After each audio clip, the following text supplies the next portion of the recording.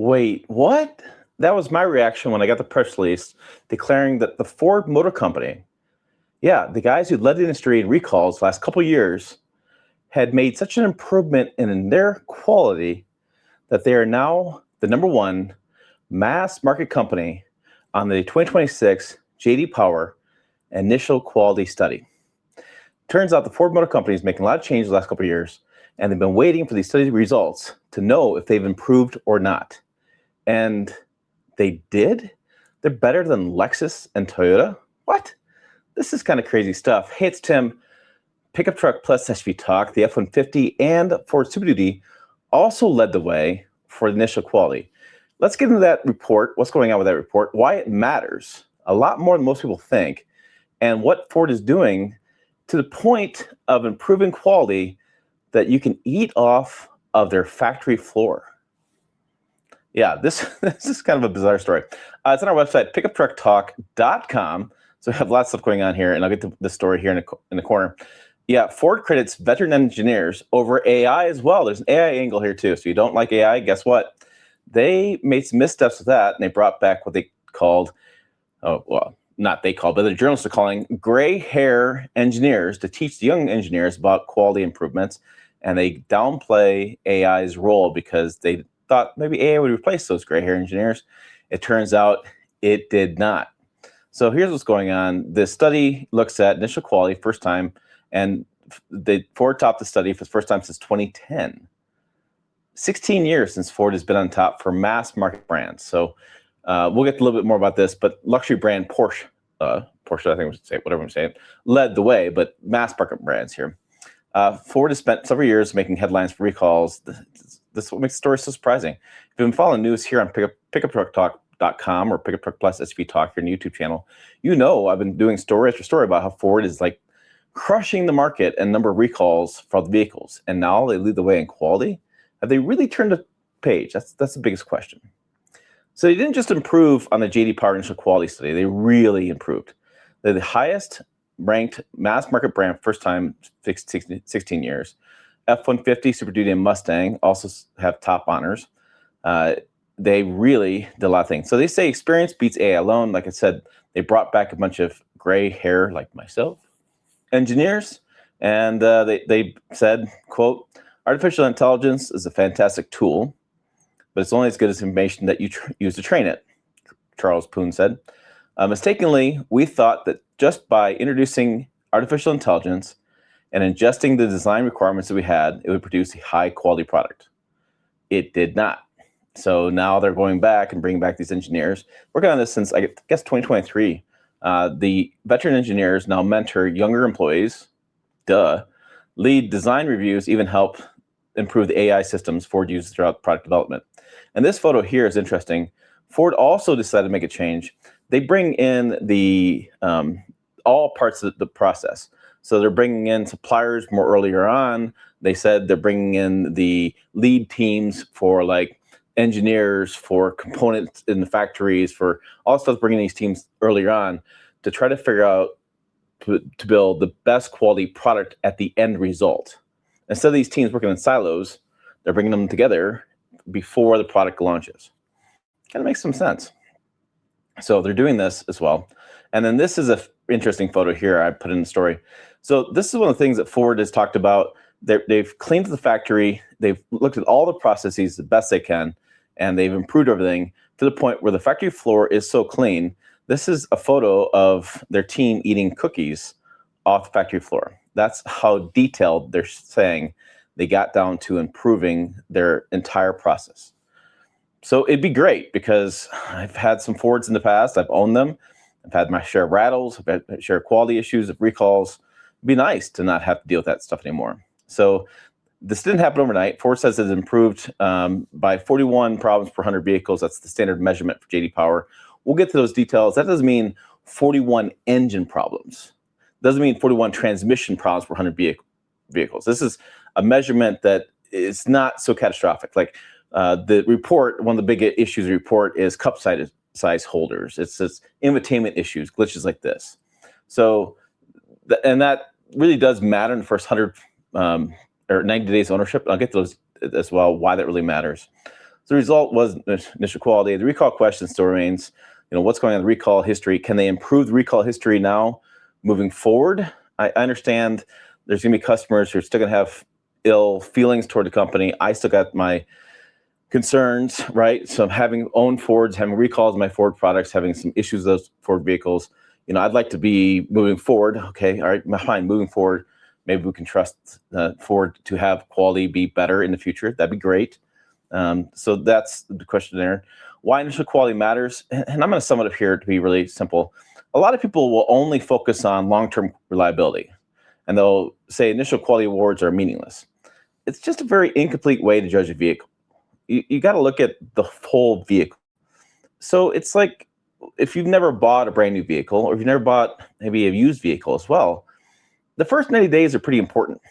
They really are, because it really sets the stage for how you feel about the vehicle long term. If the first 90 days you have an engine issue, yeah, you're going to be like, well, this thing's terrible. Or you have recalls or knocking or glitches. And then you have another problem later on. It's going to be like, well, that's just one more thing for this pile of junk. One more thing, this thing is terrible. You have this negative mindset towards the vehicle when you first buy it. Anything that happens afterwards just adds more fuel to the fire. Versus instead, if you buy it and you love it, and you've had no problems with it, and all of a sudden you have a problem come up later on, you're like, wow, I've had a really great experience with this vehicle, and now all of a sudden I have a problem. That mindset's a lot different.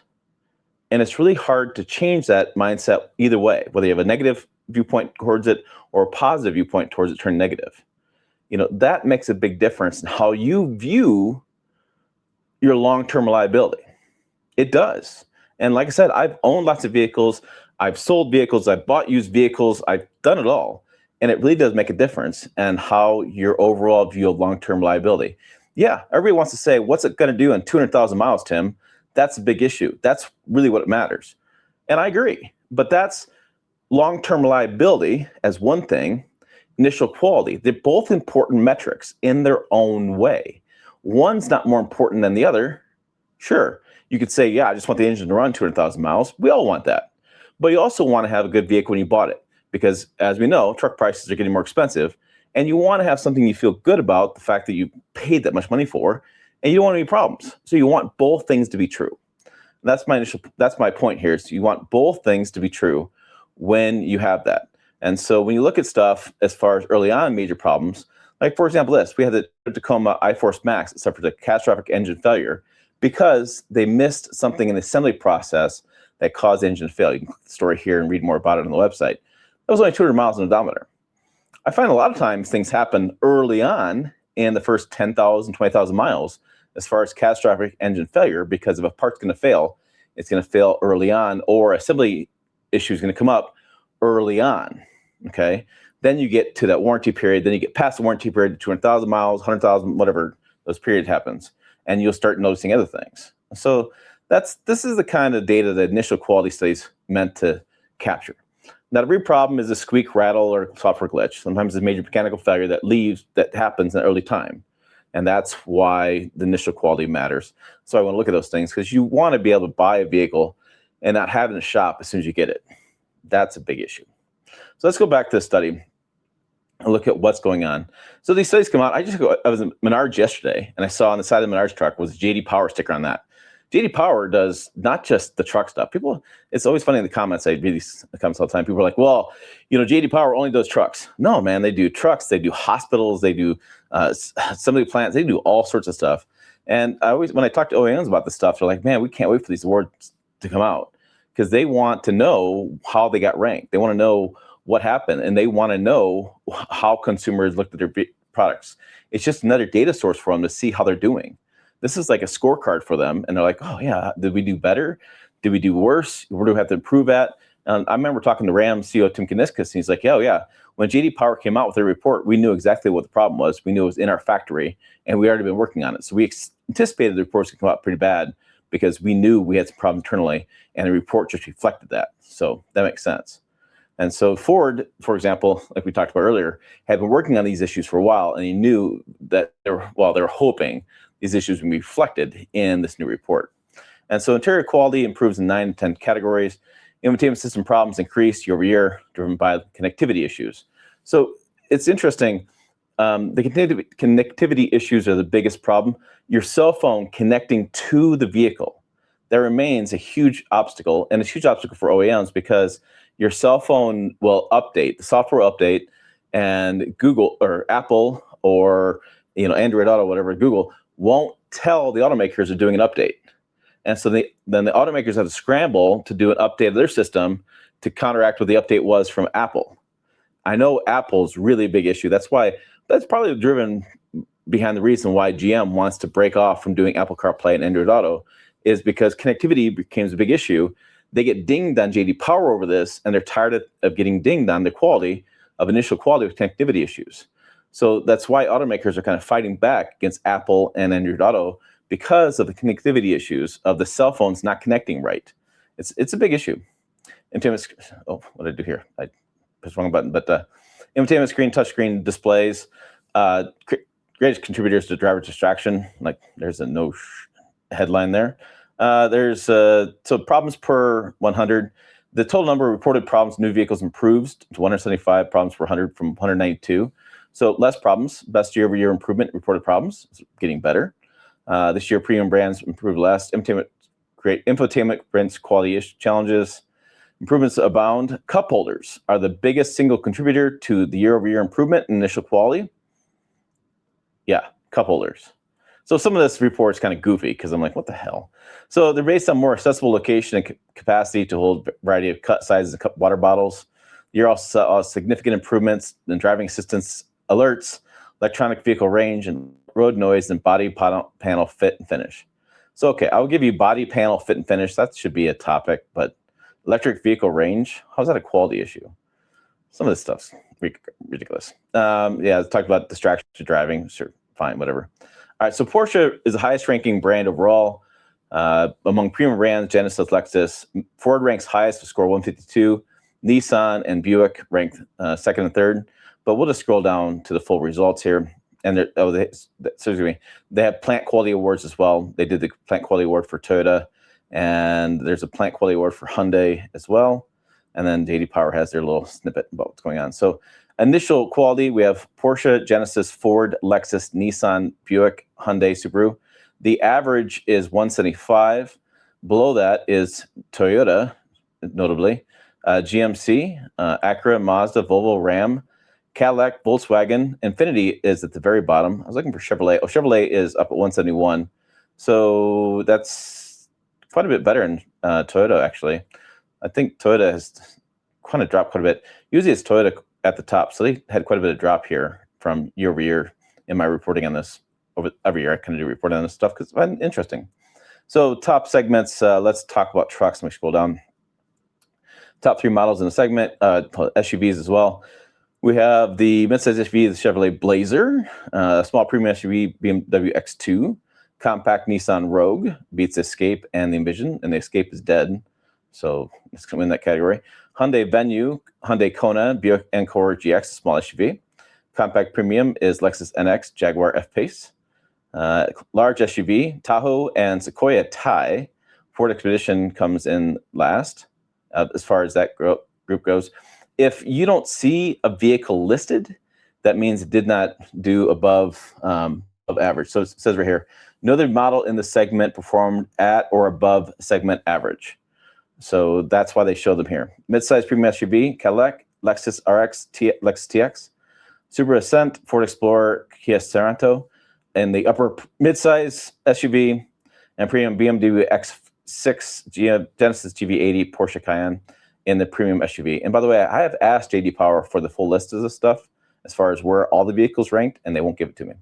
So all you see is what you get. Top three vehicles for segment for pickups and vans. Highest ranked is Ford F-150. Second is Chevy Silverado. Third is Toyota Tundra. So this is 2026. 78,000 people were surveyed. First 90 days. Large heavy-duty pickup, Ford Super Duty, Chevy Silverado HD. Midsize truck is the Hyundai Santa Cruz, Honda Ridgeline, and Ford Maverick. I don't understand how they have the Hyundai Santa Cruz and Ford Maverick as midsize pickup. Makes sense to me. Minivan is Kia Carnival and Hyundai Odyssey. So I think they need to make a compact segment. I think I talked to them last year about that, and they deaf ears going on over there at JD Power, a little bit on that stuff. So that's what's going on with the JD Power initial quality study for 2026 trucks. What do you guys think? Was that shocking to you? Because it was really shocking to me. And Ford, to their credit, has said they've done a lot of work, and they had a press release that laid all the details out with those photos to make things better. And they needed to. They really did need to make a lot of quality changes. Remember, Ford CEO Jim Farley said when he was asked about this, he wished he had focused on quality a lot more sooner in his career as CEO of Ford Motor Company. And it looks like they're doing it. So I'm curious to get your thoughts. Put them down below. Also check out other videos on the channel up over here. Website down below as well, pickuptrucktalk.com. Maybe over here too. Either way, I can't remember. Pickuptrucktalk.com. As always, thanks for watching. I will see you down the road.